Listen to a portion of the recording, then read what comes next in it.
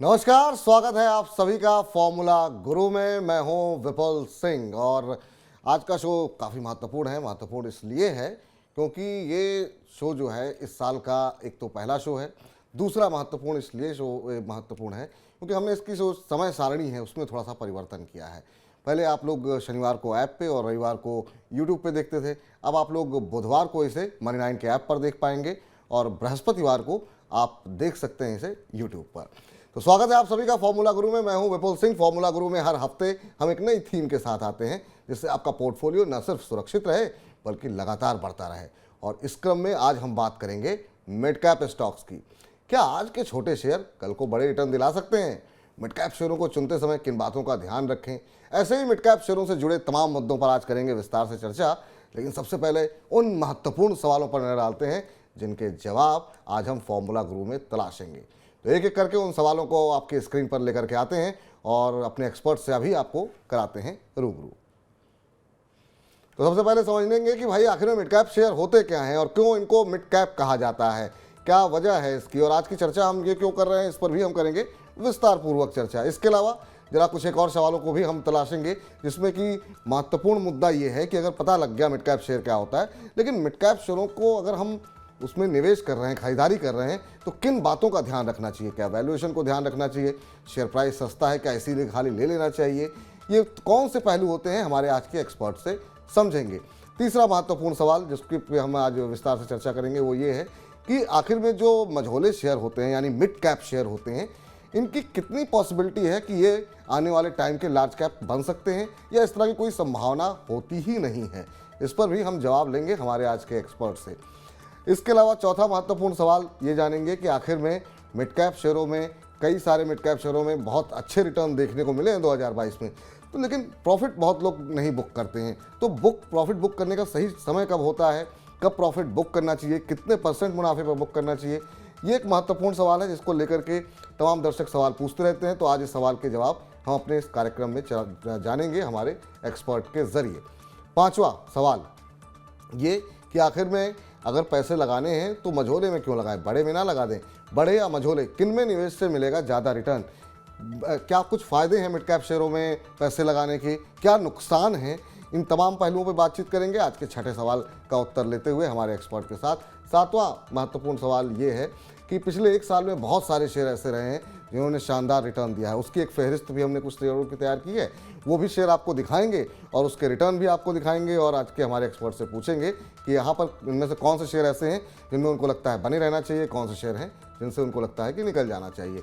और आखिरी सवाल ये कि बहुत पिटाई भी हुई है मिड कैप शेयरों की, तो इन पिटते हुए शेयरों में से कब निकलना चाहिए, ये भी हम समझेंगे हमारे आज के 7वें सवाल में। और आखिरी और महत्वपूर्ण सवाल, हमारे जो आज के खास मेहमान हैं रवि सिंह जी, उनके पसंदीदा मिड कैप शेयर्स कौन कौन से हैं। तो अगर आपको सारे प्रश्नों के उत्तर मिल गए फिर भी आप कंफ्यूजन में हैं, तो रवि जी के पसंदीदा शेयर कौन कौन से हैं जहां पर आप खरीदारी कर सकते हैं, इस पर भी करेंगे विस्तारपूर्वक बातचीत। तो इन्हीं 8 सवालों के उत्तरों में हम कोशिश करेंगे कि पूरे मिड कैप के फॉर्मूले को समझने का प्रयास किया जाए।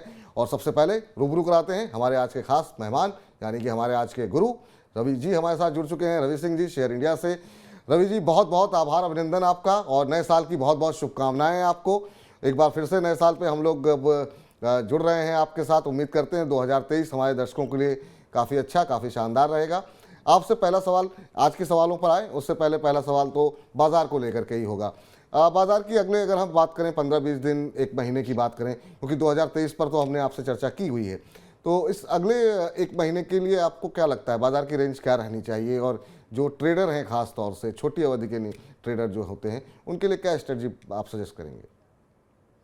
पहले तो आपका यहाँ पर मुझे एक बार बुलाने के लिए बहुत बहुत धन्यवाद। और नए साल की सबसे पहले तो आपको, आपकी पूरी टीम को और फिर दर्शकों को शुभकामनाएं, क्योंकि आप अच्छे अच्छे प्रोग्राम दर्शकों के लिए लेकर आते हैं जो कि उनके पोर्टफोलियो में चार चांद लगा सकते हैं। और शुक्रिया सर। विपुल जी, इस समय सबसे बड़ा सवाल जो मैं आजकल लोगों को भागते हुए देखता हूँ, इन्वेस्टर को भागते हुए देखता हूँ, वो यही भाग के ढूंढना चाहते हैं कि कौन है 2023 के वो शेयर जो हमें रिटर्न दे सकते हैं। और ऐसे में मिड कैप सबसे बड़ा जो है वो नंबर आता है, क्योंकि मिड कैप के रिटर्न्स बहुत अच्छे होते हैं। इसीलिए लोगों को ज्यादा अट्रैक्ट करता है। तो आपने सही समय पे ये कहे कि छक्का मारा है और ऐसा प्रोग्राम लेकर आए हैं जिनमें सारे दर्शकों को आपको सवाल यहाँ पर जो है वो सॉल्व होते हुए नजर आएंगे। अब बात कर लूं अगर मैं मोमेंटम की, तो आपने बिल्कुल अभी का जो मोमेंटम है, अगर जी। पहले दिन ही शुरुआत में जनवरी के पहला शुरुआत पॉजिटिव रहा है तो उम्मीद है कि अंत अच्छा होगा। और अभी डे टू डे ट्रेडिंग में मुझे ऐसा लगता है कि निफ्टी, बैंक निफ्टी थोड़े से यहाँ से और अग्रेसिव तरीके से बढ़ सकते हैं। निफ्टी की बात करें तो 18,350, बैंक निफ्टी की बात करें तो 43,600 की तरफ जाते हुए नजर आएंगे। तो एक जो अगला 10 से 15 दिन का ट्रेडिंग सेशन है, या फिर ये कहें कि बजट तक जो ट्रेडिंग सेशन है वो पॉजिटिव हैंड में ही यहाँ पर नजर है। तो बजट तक बाजार की दिशा सकारात्मक रहने की उम्मीद है, रवि जी का मानना ऐसा है। अब लौटते हैं आज की हमारी थीम पर, और जैसा रवि जी ने कहा कि बहुत सारे शेयर बहुत चल चुके हैं, ऐसे में सबकी निगाहें अब मिड कैप शेयरों पर हैं, और इसीलिए आज हम चर्चा ये कर रहे हैं। और सबसे पहला जो महत्वपूर्ण सवाल ये है कि आखिर में मिड कैप शेयर होते क्या हैं। मिड कैप का मतलब मिड से ही आप समझ गए होंगे कि जो ना बहुत बड़ा है ना बहुत छोटा, यानी कि बीच का शेयर है, इसलिए उसे मिड कैप कहते हैं। सही परिभाषा रवि जी से हम समझेंगे, लेकिन उससे पहले जरा हमने ये थीम चुनी क्यों और इसके पीछे क्या लॉजिक रहा वो आपको बता दें कि उसके पीछे सबसे बड़ी सोच ये थी कि क्या लार्ज कैप शेयरों से बेहतर चलते हैं मिड कैप शेयर। तो हमने क्या किया, इस सवाल का जवाब तलाशने के लिए पिछले 5 साल के रिटर्न जो है हमने तलाशे हैं। अब ये देखिए किस तरह की रुझान देखने को मिला है। 2022 की अगर हम बात करें तो यहाँ पर आपका जो निफ्टी है उसने करीब 3.5% के आसपास का रिटर्न दिया है। वहीं मिड कैप 100 में हम देख रहे हैं 4-4.25% का रिटर्न, ऑलमोस्ट लगभग बराबर है, आधे फीसद के आसपास की यहाँ पर ज़्यादा। स्मॉल कैप में हालांकि पिटाई हुई है, 14% टूटे हैं। 2021 यानी कि पिछले साल की बात करें तो यहाँ पर मिड कैप के अंदर हमने देखा कि जो है 23% के आसपास का, मुझे लगता है इस आंकड़ों में थोड़ा सा गुंजाइश है, शायद आंकड़े उल्टे हो गए हैं। जहाँ पर मिड कैप ने 44% का रिटर्न दिया है, जबकि निफ्टी ने 23%, 24% के आसपास का 2021 में रिटर्न दिया था। लेकिन स्मॉल कैप ने शानदार रिटर्न दिया था। 2020 की बात करें तो यहाँ पर भी अगर हम रिटर्न की बात करें तो यहाँ पर भी आंकड़े थोड़े से उल्टे हुए दिखाई दे रहे हैं, लेकिन यहाँ पर भी मिड कैप इंडेक्स ने निफ्टी के मुकाबले काफ़ी अच्छा प्रदर्शन किया था। तो अगर हम पूरे इतिहास पर नज़र डालें तो ऐसा कोई प्रमाण तो नहीं मिलता है, लेकिन हाँ, अगर बाजार चल रहा होता है, जब इससे ये इंडिकेशन मिल रहा है कि जब बाजार चल रहा होता है तब मझोले शेयरों में तेजी जो है वो बड़े शेयरों के मुकाबले ज़्यादा आती है, वो इंडेक्स से ज़्यादा चलते हैं। ये 5 साल का चार्ट देखिए आप। 2020 में जब जो है पूरा बाजार टूटा था कोरोना के बाद, जो है उसके बाद से शानदार रिकवरी यहाँ मिड कैप इंडेक्स में देख रहे हैं। ये बीएससी का मिड कैप इंडेक्स आप देख रहे हैं, और ये करीब 10,000 के आसपास था, और अभी हम देख रहे हैं 25-25,500 के आसपास आ चुका है, यानी 2.5-3 गुने के आसपास की बढ़त यहाँ पर देखने को मिल रही है। अब क्या अभी के कौन से ऐसे शेयर हैं जो आगे हो सकते हैं, इस पर जरा हम विस्तारपूर्वक एक सवाल का जवाब लेंगे। रवि जी, कैसे परिभाषित करेंगे मिड कैप शेयरों को, क्या होते हैं मिड कैप शेयर? देखिए, आपने तो बिल्कुल जी बहुत सिंपल लैंग्वेज में बता दिया। मैं बोलूंगा तो शायद वो कॉम्प्लिकेशन हो जाएगा, इसलिए मैं उसी सिंपल को आगे कंटिन्यू करता हूँ। आपने बोला जो ना बड़े हो ना छोटे हो, और उनपे नंबर ऐड कर दीजिए कि जो 5,000 करोड़ से ऊपर और 20,000 करोड़ के तक के मार्केट कैप वो होता है जो कंपनी का पूरा वैल्यू होती है, वैल्यूएशन के हिसाब से।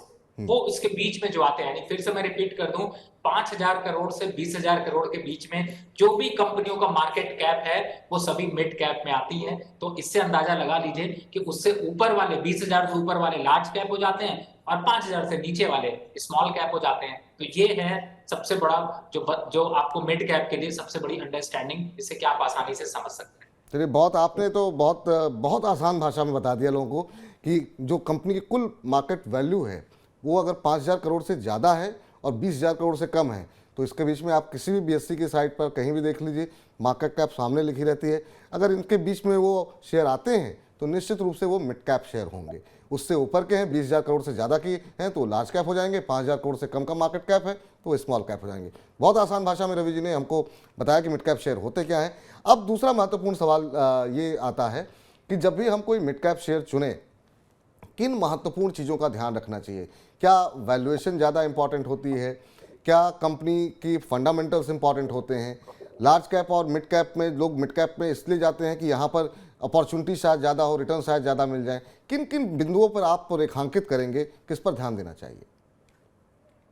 देखिए, सबसे बड़ी बात है विपुल जी की मिड कैप के शेयर में ये एक प्रोबेबिलिटी ज्यादा होती है कि मिड कैप को ज्यादा आसानी से लोगों को समझने में जो समझ आ जाता है। मैं ऐसा इसलिए कह रहा हूं क्योंकि मिड कैप की ही कंपनियां आगे चल के लार्ज कैप में आती हैं। पहला दूसरा, मिड कैप में ये समझ में आ जाता है कि कोई अपना एंटरप्रेन्योर है, वो अब तक सेटल हो चुका है और मिड कैप के लेवल यानी कि 5,000 करोड़ से ऊपर के कंपनी का सेटअप है, तो वो मिड कैप की तरफ जाता है। तो उसके बारे में कि वो कंपनी करती क्या है, उसको कैसे, उसके प्रोजेक्शन है, उसके क्लाइंट क्या है और क्या कारोबार से वो फायदा देगी, वो एक इंपॉर्टेंट पॉइंट होता है जो कि आपको एक नजरिए में देखना होता है। दूसरा नजरिया फिर आ जाता है कि कंपनी अगर आपने सेलेक्ट कर ली तो उस कंपनी में के नंबर्स, फाइनेंशियल नंबर। अब आप, ऐसा तो हो नहीं सकता कि हर आदमी सीए के तरीके से इंफॉर्मेशन ले, इसलिए मैं बहुत छोटे में बताने की कोशिश करता हूं। सबसे इंपॉर्टेंट है कि आप उस कंपनी को फायदा कितना हो रहा है, यानी रेवेन्यू कितना हो रहा है, वो जरूर देखिए। दूसरा जी। आता है कि उसके नंबर्स को अगर आप देख रहे हैं तो जैसे सेक्टर पी देखते हैं, तो अगर वो 25 से नीचे है, यानी कि पी होता है, आप यहां पर आप किसी भी साइट पे जाएंगे आपको वहां पे पी की इंफॉर्मेशन मिल जाएगी और उससे आपको पता चल जाएगा कि वो कितने पी पे ट्रेड हो रहा है और उससे आप अंदाजा लगा सकते हैं। अगर 25 के नीचे है तो आपके लिए अच्छा है। साथ ही ईवी और एबिट को जरूर देखिए, अगर वो 10 से के पास है, 10 से नीचे, तो भी अच्छा है, तो आप ये ध्यान दे सकते हैं। अब बात आती है कि company profit quarter on quarter दिखाए, मार्जिन उसके अच्छे हों, तो ये फाइनेंशियल नंबर पर अपने आप ही उस कंपनी को ग्रो करने में मदद करते हैं। तो जी। आप मिड कैप का जब चुनाव करें तो सिर्फ कंपनी देख के नहीं, कंपनी तो देखना है, कंपनी का मैनेजमेंट देखना है और साथ ही उसके फंडामेंटल नंबर जो खास तौर से इंपॉर्टेंट है कि रेवेन्यू कितना है, पैट कितना है और मार्जिन कितना है। उसको हम अलग अलग लैंग्वेजेस में बोलते हैं, लेकिन बिल्कुल। सिंपल लैंग्वेज में आप समझे तो इनको जरूर आपको देखना चाहिए, क्योंकि यही आगे को बताते हैं कि कंपनी में कोई झोल झाल ना हो, आप हम्म। फंसे ना और आपको अच्छे रिटर्न्स मिल सके। तो इन महत्वपूर्ण चीज़ों का ध्यान रखना है। वित्तीय प्रबंधन जो है किस तरीके से कंपनी करे, क्योंकि अगर उसका वित्तीय प्रबंधन गड़बड़ होगा तो फिर वो आपको रिटर्न कहाँ से देगी, तो आपकी वित्तीय स्थिति भी गड़बड़ हो सकती है। तो कंपनी के पी, ईपीएस, कंपनी के रिजल्ट्स कैसे हैं, ग्रोथ है कि नहीं है, कर्जा तो बहुत ज़्यादा नहीं ले रखा है, इन तमाम चीज़ों पर आप अगर गौर करके शेयर को चुनेंगे तो आपको कोई दिक्कत नहीं होगी। तीसरा महत्वपूर्ण सवाल ये है कि आखिर में जब हम मिड कैप की बात कर रहे थे, अभी आप भी जिक्र कर रहे थे कि मिड कैप लार्ज कैप बनते हैं, इस बात की कितनी संभावनाएं हैं, और अगर आप उदाहरण समेत कुछ, हालांकि बहुत सारे उदाहरण मेरे पास हैं कि मिड कैप शेयरों के लार्ज कैप बनने की संभावना कितनी रहती है, क्योंकि हर कोई ये चाहता है कि जिसमें वो पैसे लगाए कल को जो है वो कल की इन्फोसिस हो जाए, कल की टीसीएस हो जाए, इसकी संभावनाएं रहती हैं क्या? देखिए विपुल जी, आपने खुद ही आंसर कर दिया एकदम से, बहुत सिंपल तरीके से आपने बता दिया कि देखिए सबसे पहले जब कंपनी स्टार्ट होती है तो स्मॉल कैप ही होती है, फिर वो मिड कैप की तरफ जाती है और जैसे जैसे उसका विस्तार होता है वो लार्ज कैप बन जाती है। तो अब आते हैं कि लार्ज कैप में कौन सी कंपनी जाने वाली है। देखिए जिसका भी आगे कंपनी के प्रोजेक्शंस, ग्रोथ और कंपनी अपने जो भी रेवेन्यू है, जो भी अपना पैसा इकट्ठा कर रही है, जो भी प्रॉफिट आ रहा है, उसको पूरी तरह से वो अपने बिजनेस डेवलपमेंट और आगे ग्रो करने के लिए लगा रही है, वही पहला इंडिकेशन होता है जिससे कि आपको अंदाजा लग जाता है कि ये कंपनी अब लार्ज कैप की तरफ मूव कर रही है। और सबसे बड़ी बात है कि हमारे यहाँ पे जितनी भी कंपनीज आज लार्ज कैप में दिखाई देती हैं वो पहले कहीं ना कहीं से स्मॉल कैप और मिड कैप और फिर लार्ज कैप बनी है। तो मुझे लगता है कि विपुल जी, ये ध्यान रखने की बात है कि जिनके आगे बिजनेसेस के चांसेस ग्रो करने के हैं वो जरूर लार्ज कैप में बनते हुए नजर आएंगे। और मुझे याद है कि जब इन्फोसिस का आईपीओ आया था तो उसको पूरी तरीके से लोग सब्सक्राइब तक नहीं कर रहे थे, और उसके बाद से कंपनी कहाँ पहुँची है और किस तरह के रिटर्न दिए हैं, किस तरह के डिविडेंड दिए हैं, ये अपने आप में इतिहास है रवि जी। जी बिल्कुल, देखिए आज कहते हैं, आज जो हम लोग कहानियां सुनते हैं, लोग हमें बताते हैं कि बिल्कुल। इन्फोसिस 96 में किसी ने अगर 10,000 रुपए लगाए थे तो आज 100 करोड़ का मालिक है। यही पावर है जो कि स्टॉक मार्केट में दिखाई देती है। बिल्कुल। चलिए अब अगले सवाल की तरफ बढ़ते हैं। सवाल महत्वपूर्ण ये आता है कि मान लीजिए कि बहुत सारे मिड कैप शेयर में हमने देखा रिटर्न भी बहुत अच्छे अच्छे आते दिखाई दिए, बहुत सारे शेयर ऐसे भी जिन्होंने 100% से ज़्यादा का रिटर्न दिया, लेकिन बहुत सारे निवेशक हमारे पास जो सवाल भेजते हैं, आप भी हेलो माई 9 में जुड़ते होंगे, शेयर के प्राइस डबल भी हो गए, फिर वहाँ से फिर आधे हो गए, लेकिन वो लॉन्ग टर्म सोच करके बने हुए हैं। तो मेरा आपसे महत्वपूर्ण सवाल ये है कि कितने परसेंट पे आपको लगता है कि प्रॉफिट बुक कर लेने का कोई रूल, कोई फॉर्मूला है क्या? कब अपने मुनाफे को बांध लेना बहुत आवश्यक हो जाता है? मिड कैप शेयरों में अगर प्रॉफिट बुक करना हो तो कौन सा सही समय होता है? कोई अगर बेसिक थंब रूल अगर आप बता सकें हमारे दर्शकों को, क्योंकि लोग लॉन्ग टर्म के चक्कर में पता लगा कि 6 महीने में शेयर डबल हो गया, लेकिन फिर भी वो करें नहीं, हमने तो साल भर का सोचा था, बाद में पता लगता है प्रॉफिट बुकिंग आ गई, वो शेयर आधा रह गया। ये इतना इंपॉर्टेंट सवाल है और इसका जवाब जो है वो बहुत ही सिंपल है। जी। क्योंकि सबसे बड़ी बात है कि जब आप इन्वेस्टमेंट करते हैं, तो हमेशा आपको मालूम होता है कि आप कितने परसेंट रिटर्न चाहते हैं। लालच कभी भी नहीं करिए, क्योंकि लालच में हमेशा नुकसान होता है। मैं इसलिए ऐसा कह रहा हूं, क्योंकि जब भी आप अगर आप बैंक की एफडी में देख रहे हैं कि आपको 6% 7% के रिटर्न मिल रहे हैं, प्रॉपर्टी में आपको 5 8% 10% के रिटर्न मिल रहे हैं, और किसी शेयर में आपने निवेश किया और आपको 20% से ऊपर, यानी जो इस समय बैंक की एफडी में रिटर्न मिल रहे हैं, उससे किसी में डबल ट्रिपल टाइम इन्वेस्टमेंट पे रिटर्न मिल रहा है, तो मुझे लगता है कि सबसे पहले चालाक आदमी को यह करना चाहिए कि अपना जितना भी इन्वेस्टमेंट लगाया था, यानी अगर किसी ने 100 शेयर खरीदे हैं, तो एग्जांपल से समझें, उसमें से अपना जितनी पूंजी लगाई थी वो पूंजी पहले बाहर निकाल दीजिए, उसके बाद चलने दीजिए, तो आपकी पूंजी हमेशा बनी रहेगी और आपके प्रॉफिट बढ़ते रहेंगे। अब बात आपने बहुत इंपॉर्टेंट कही कि मिड कैप के बहुत से शेयर 100% चले हैं।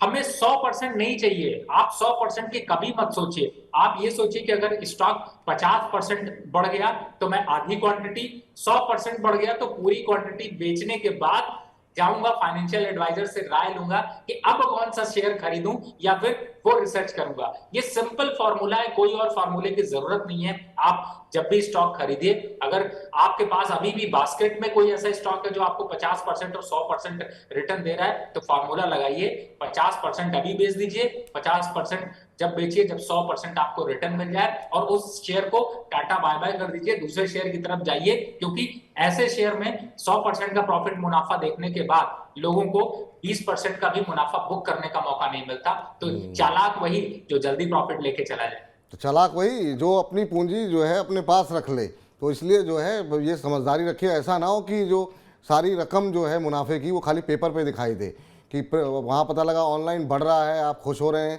फिर वो ऑनलाइन घट भी गया तो आप दुखी हो रहे हैं। तो कम से कम रियल मनी एंजॉय कीजिए आप, जब भी आपको लगे अच्छे रिटर्न मिल रहे हैं। जो फॉर्मूला रवि जी ने बताया है, 50% जो है, अगर 40-50% का रिटर्न मिल गया है किसी खबर की वजह से, किसी अप मूव की वजह से, अपना आधा मुनाफा बुक कर लीजिए। बहुत ज़्यादा चल गया शेयर, 100% पैसे डबल हो रहे हैं, बिल्कुल पूरा पूरा बुक कर लिए, दूसरे शेयर तलाशिए। अगला महत्वपूर्ण सवाल ये है कि लार्ज कैप या मिड कैप, यानी बड़े शेयर या मझोले, किन में आपको लगता है कि निवेश से ज़्यादा रिटर्न मिलता है? क्योंकि बहुत लोग ये कहेंगे कि भाई अगर यहाँ पे सुरक्षित ज़्यादा हैं तो हम क्यों छोटे शेयरों की तरफ रुझान करें। आपका क्या मानना है, रिटर्न कहाँ ज़्यादा मिल सकता है, मिड कैप या लार्ज कैप? देखिए, ये तो बिजनेस अपॉर्चुनिटी के ऊपर डिपेंड करता है। हमें ये बायसेंस कभी नहीं बनानी चाहिए कि हमें लार्ज कैप में इन्वेस्ट करना है, मिड कैप में नहीं करना है, स्मॉल कैप में नहीं करना। बेटर चालाक जो इन्वेस्टर हैं, जो हम लोग फाइनेंशियल एडवाइजर आपको एडवाइस करते हैं, खासतौर से जैसे हमने प्रीमियम सर्विसेज के थ्रू भी हम एडवाइस कर रहे हैं शेयर इंडिया के माध्यम से, तो हम यही कहते हैं कि आप मार्केट के मोमेंटम को देखिए और उसी जगह पे इन्वेस्ट करिए। अगर आपको मिड कैप अच्छे रिटर्न दे रहा है तो मिड कैप की तरफ फंड बढ़ा दीजिए, लार्ज कैप में कम कर दीजिए। लार्ज कैप आपको अच्छे दे रहे हैं तो लार्ज कैप की तरफ फंड, आप पैसा आपका है, आप उसको किसी भी तरफ डाइवर्ट कर सकते हैं। एक रेशियो जिसे फॉलो करना चाहिए, उसमें मैं हमेशा कहता हूं 40% आपका लार्ज कैप में, 40% आपका मिड कैप में, और 20% आपका स्मॉल कैप में। ये रेशियो याद कर लीजिए, लिख लीजिए। मैं फिर से रिपीट करता हूं, 40% आपका लार्ज कैप, 40% आपका 100% का जो पूरा का पूरा होता है उसमें 40% आपका मिड कैप, और 20% जो बचता है वो स्मॉल कैप में। ये रेशियो बनाकर निवेश करिए, और इस निवेश को थोड़ा बहुत बढ़ाते घटाते रहिए। कभी 30% लार्ज कैप में कर दीजिए, 50% मिड कैप में कर लीजिए, कभी 50% से 40% कर दीजिए, उधर 50% कर दीजिए। इस तरीके के रेशियोज को आप चेंज करते रहिए, तो आपका पोर्टफोलियो में चमक हमेशा बनी रहेगी। तो ये काफ़ी महत्वपूर्ण बात कही है, और 2023 के लिए इसको आप गांठ बांध सकते हैं कि अगर 100 रुपये आपको लगाने हैं तो ये सोच लीजिए कि 40 रुपये जो है हम लार्ज कैप में लगाएंगे, जहाँ पर हमारा निवेश बाकी उसके मुकाबले सुरक्षित रहेगा। 40 रुपये हमको लगाने हैं मिड कैप में, और बचे 20 रुपये आप स्मॉल कैप में लगा सकते हैं, जहाँ पर थोड़ा सा रिस्क ज़्यादा होता है, लेकिन वहाँ पर भी अगर आपका निवेश रहेगा अच्छी कंपनियों में तो वो जब चलते हैं तो लार्ज कैप और मिड कैप सबको जो है एक तरीके से आउट परफॉर्म करते हुए भी दिखाई देते हैं। तो इस तरीके से अगर आप रेशियो तय करेंगे तो आपका पोर्टफोलियो में चमक, जैसा रवि जी कह रहे थे, वो बरकरार रहेगी। अब जरा छठे सवाल पर आते हैं, और ये काफ़ी महत्वपूर्ण सवाल है कि हमने देखा कि बहुत सारे शेयर बहुत रफ्तार के साथ, तेज़ी के साथ आगे बढ़े हैं। अब सवाल ये है कि एक साल में जिन कंपनियों ने काफ़ी शानदार रिटर्न दे दिया है, उन शेयरों से क्या बाहर निकलें, उन शेयरों में क्या और पैसे लगाएं, या इनमें से कोई ऐसे शेयर हैं जहां पर अभी जो है फ्रेश एंट्री की जा सकती है? अदानी पावर, अब जरा भाव देखिए, एक साल पहले इसका भाव 2021 दिसंबर 30/12 को इसका भाव 99 रुपये के आसपास था। 100 रुपये की कंपनी जो है, हमने देखा कि गिरावट के बावजूद भी 293 के आसपास, 294 के आसपास ट्रेड कर रही है। 195% का रिटर्न, यानी करीब 200% का रिटर्न यहाँ पर देखने को मिला। इंडियन बैंक 137 का शेयर 295, 114% का रिटर्न यहाँ पर देखने को मिला।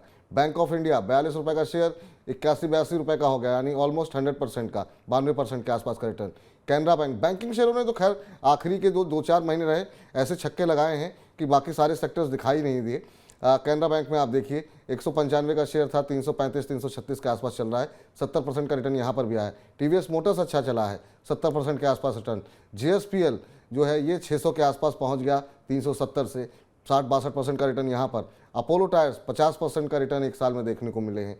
क्यूमिंस इंडिया यहाँ पर भी हम देख रहे हैं करीब 50% के आसपास का रिटर्न देखने को मिले। तो ये तो हम कुछ एक कंपनियों के उदाहरण दे रहे हैं जो निफ्टी मिड कैप 50 का हिस्सा हैं, जहाँ पर हम देख रहे हैं 50 से लेकर के 200% तक के रिटर्न मिले हैं। इन कंपनियों में क्या कोई कंपनी आपको अच्छी लग रही है जो वहाँ पर आपको लगता है कि फ्रेश इन्वेस्टमेंट कर सकते हैं, और कहाँ आपको लग रहा है कि ऑलरेडी बहुत रैली आ चुकी है, प्रॉफिट बुक कर लेना चाहिए? क्योंकि निश्चित रूप से इन शेयरों में जो है बहुत सारे निवेशक जो है वो निवेशित होंगे, जो हमारे दर्शक हैं।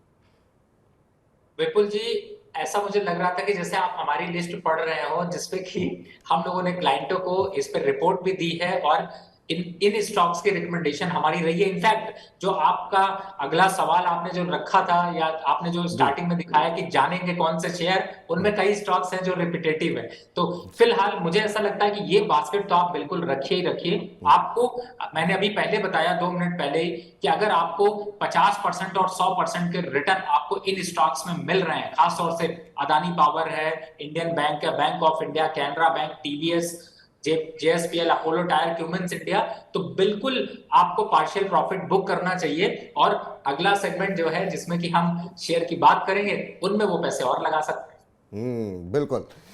चलिए, तो ये तो रही उन शेयरों की बात जो कि तेजी में चल रहे हैं, लेकिन बहुत सारे पिटे भी हैं।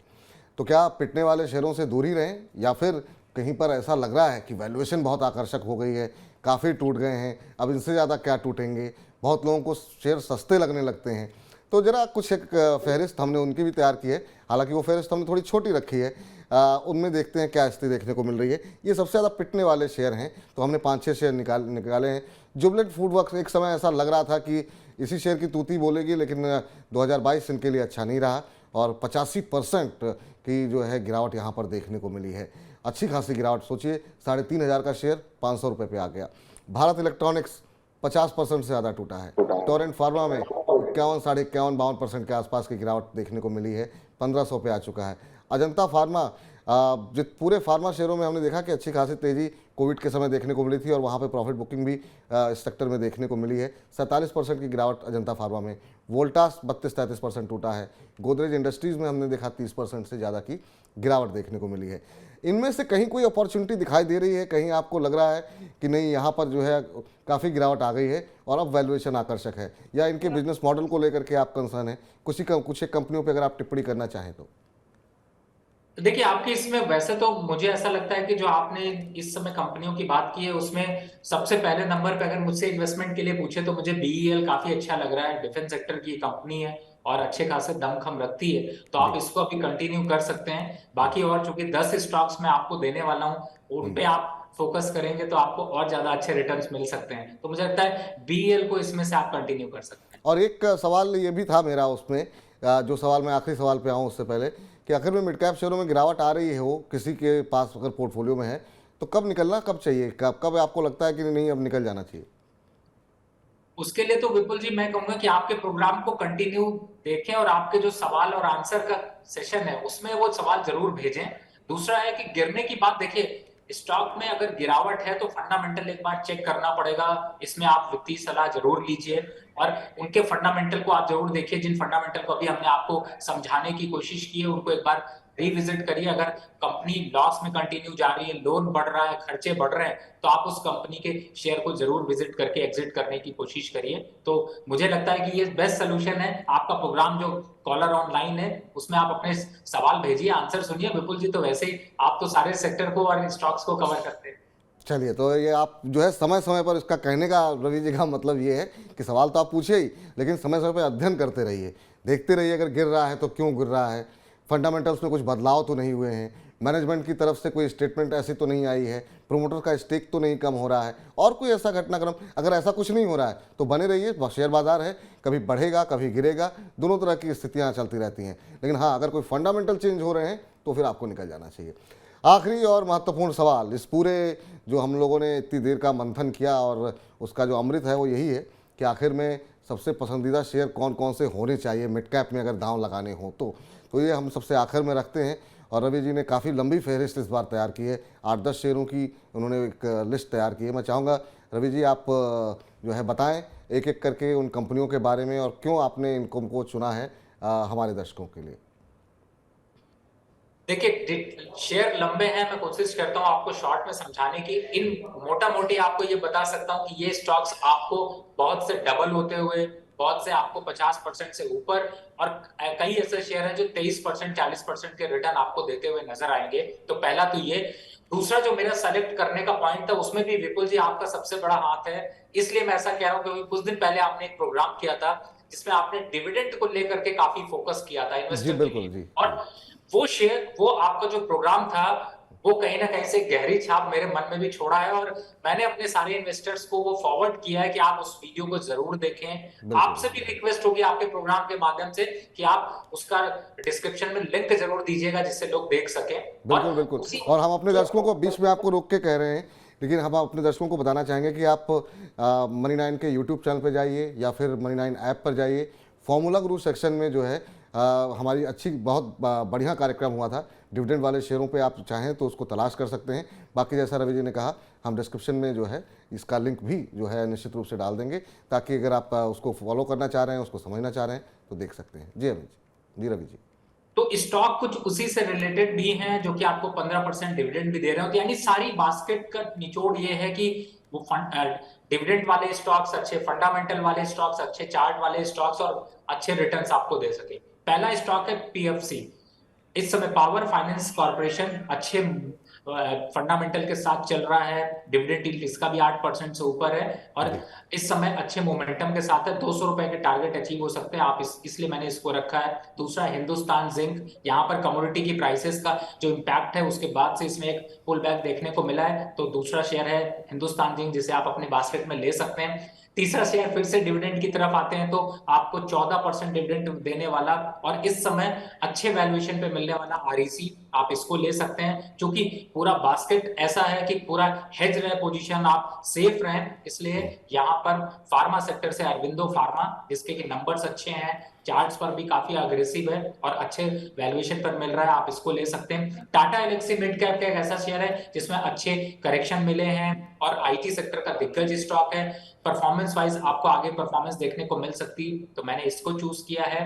अगला स्टॉक्स की तरफ जाए तो खासतौर से इस समय सर्विस इंडस्ट्री को फोकस करते हुए इंडियन होटल, जिसमें कि दमखम अच्छा बनता है, आप इसको अपने पोर्टफोलियो में शामिल कर सकते हैं। और फिर वापस से देखते हैं तो भेल यहाँ पर अग्रेसिव तरीके से जो है वो चेंजेस देखने को मिल रहे हैं, फंडामेंटल नंबर्स पर स्ट्रांग हुआ है, डिविडेंड की तरफ बढ़ रहा है और रिटर्न वाइज भी आपको यहाँ पर सरप्राइज कर सकता है, तो आप इसको फोकस कर सकते हैं। फाइनेंस से रिलेटेड आते हैं तो एल&टी फाइनेंस यहाँ पर अच्छे वैल्यूएशन पर मिल रहा है, दमखम है, यहाँ से 30 से 40% के रिटर्न की आप इसको फोकस कर सकते हैं। और दो पिछले साल जो इन्होंने अच्छे टॉप परफॉर्मेंस दी और अभी भी फंडामेंटल अच्छे हैं, चार्ट्स अच्छे लग रहे हैं, नंबर्स अच्छे हैं, एनपीए कम हुए हैं बैंकिंग सेक्टर से, कैनरा बैंक और फेडरल बैंक, आप इनको अपनी बास्केट में शामिल इस साल के टारगेट को आप अचीव कर सकते हैं। तो आप इन स्टॉक्स को आप खरीद सकते हैं।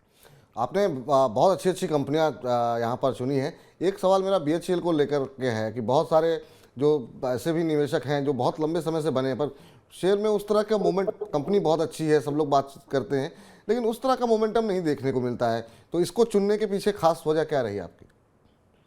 देखिए विपुल जी, मैं एक चीज का ध्यान रखता हूं कि ऐसा नहीं है कि सारे शेयर आपको रिटर्न ही दे, और सारे शेयर रिटर्न देने का मतलब है कि जब मार्केट में गिरावट हो तो आपका डर कम होना चाहिए। आपको ऐसा नहीं लगना चाहिए कि आप फंस गए हैं, आप वापस गिर रहा है तो क्या करें, हम अपनी बिल्कुल। बास्केट को कहां संभालें। तो ये एक ऐसा स्टॉक है जो कि थोड़ा डिफेंसिव रहता है, सेफ चलता है, लेकिन जब चलता है तो अच्छे रिटर्न्स दे जाता है। आप जैसे इस समय कंपैरिजन करिए तो एक साल में आपको 32% का रिटर्न फिर भी आपको दे ही गया। बिल्कुल अगर बिल्कुल। 3 महीने में भी देखें तो भी 32% के रिटर्न है, एक साल में देखें तो भी 32% से ऊपर के रिटर्न है, और 3 साल में यानी कि धीरे धीरे कछुए की चाल में चलता है, आपको 80% के रिटर्न दे रहा है। तो मुझे लगता है कि फंडामेंटल नंबर पर यहाँ पर जो गवर्नमेंट की पॉलिसीज है जो पावर सेक्टर को लेकर के हैं, उसका फायदा आगे इस स्टॉक को देखने को मिलेगा। और ये स्टॉक एक बार 120 का लक्ष्य यहां से अचीव कर सकता है। अभी 80 रुपए के पास चल रहा है, तो मुझे लगता है कि ये भी एक कारण रहा है। और डिफेंसिव है, बहुत ज्यादा गिरावट नहीं होती है, डर नहीं दिखाता है इन्वेस्टर को, इसलिए मैंने चूज किया। चलिए, अच्छी बात है और बहुत अच्छे तर्क दिया आपने इसके लिए।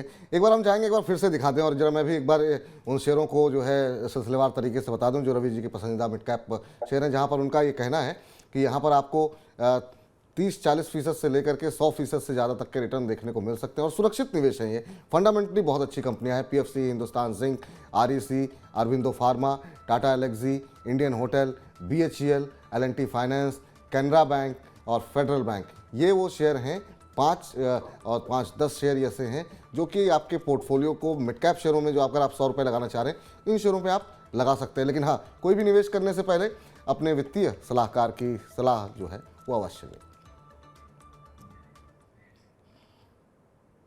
कोई डिस्क्लोजर सर आपका? जिन भी स्टॉक्स की मैंने चर्चा की है, इनमें मेरी पर्सनल कोई भी पोजीशन नहीं है, लेकिन हमारी कंपनी की तरफ से ऐसे सजेशंस हमारे क्लाइंटों को गए हुए हैं। तो आप ये सोच समझ कर निवेश करें और अच्छे स्टॉक ही चूज करें। किसी के कहने से ज्यादा अच्छा है कि आप जरूर एक बार इन स्टॉक्स के बारे में विजिट भी करें। जी, बहुत बहुत शुक्रिया, बहुत बहुत धन्यवाद सर। आज का कार्यक्रम बड़ा बेहतर रहा। मिड कैप शेयरों से जुड़ी कोई भी आशंका किसी के मन में होगी हमारे दर्शकों के, तो निश्चित रूप से वो काफ़ी हद तक दूर हुई होगी। अगर कोई निवेश करना चाह रहा है तो आपने जो पोर्टफोलियो डिस्कस किया, जो शेयर बताए, निश्चित रूप से आगे चल करके उनको, हमारे दर्शकों को इसका फायदा होगा। बहुत बहुत शुक्रिया आपका। जी धन्यवाद।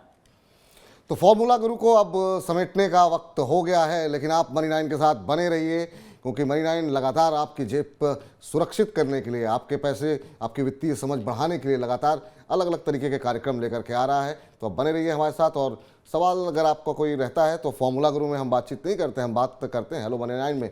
वहाँ आप जुड़िए, रोज़ दोपहर 2 बजे हम अपना लाइव कार्यक्रम लेकर के आते हैं। अपने सवाल आप पूछ सकते हैं। फिलहाल इस शो में इतना ही, लेकिन तमाम खबरों के लिए बने रहिए मनी9 के साथ, और मुझे दीजिए इजाज़त। नमस्कार।